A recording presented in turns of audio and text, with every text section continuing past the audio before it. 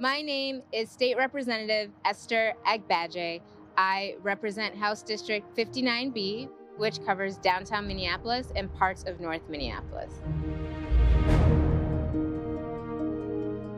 It's a pretty vibrant district. It's got diversity in its economic classes, and it's got diversity in its ethnic groups and racial groups.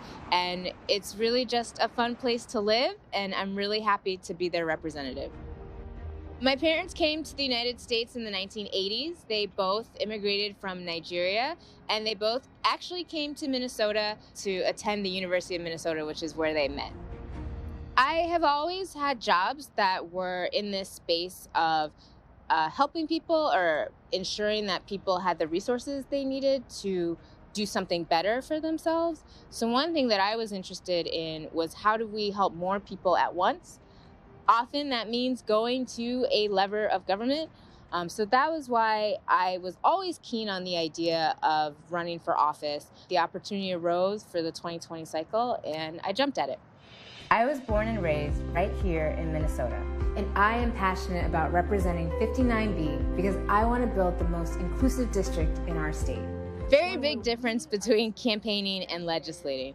When you're campaigning, you're very full of ideas, and you're full of hope, and you're full of vision, which stays with you once you start legislating. But there becomes now, in Minnesota, we have a total of 201 legislators between our House of Representatives and our Senate.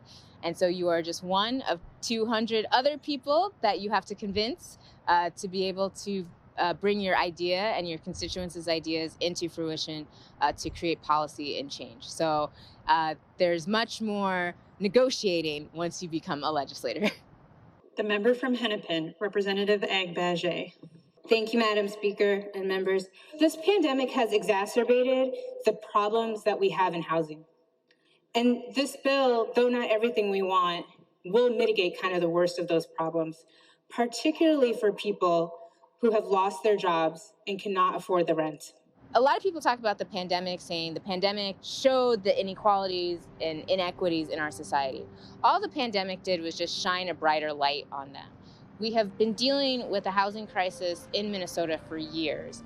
And that is one of the things that I actually want the state of Minnesota to be bold and step forward on. How do we provide dignified, adequate housing for all members of our society?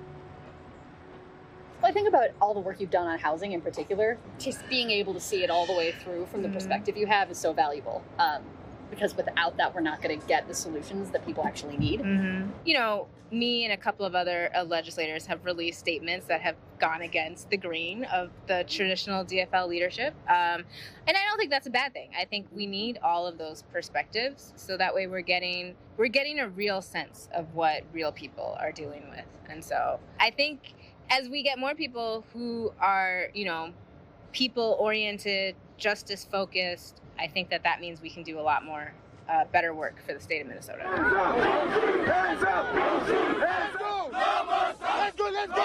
I think across the world, there are people who with less means, so less money, maybe people in marginalized groups in their countries who are, as they have been, standing up. I think 2020 was a big year for that, particularly with the pandemic.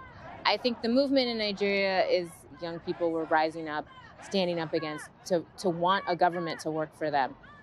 So I applaud their efforts. I think same with young people across the United States and across the world who are standing up and saying, our rights count for something. I wholeheartedly, agree with them and want them to succeed in their efforts. And I, as a young person here who is in a seat of decision-making, am also working to make sure that we are doing the work to support everyday working people. As a legislator, it's definitely eye-opening to see the challenges, but also the opportunities across the state of Minnesota. And I think that many of my fellow legislators or decision makers, especially those with immigrant backgrounds, can also see those same challenges and opportunities. And we welcome collaboration with anyone.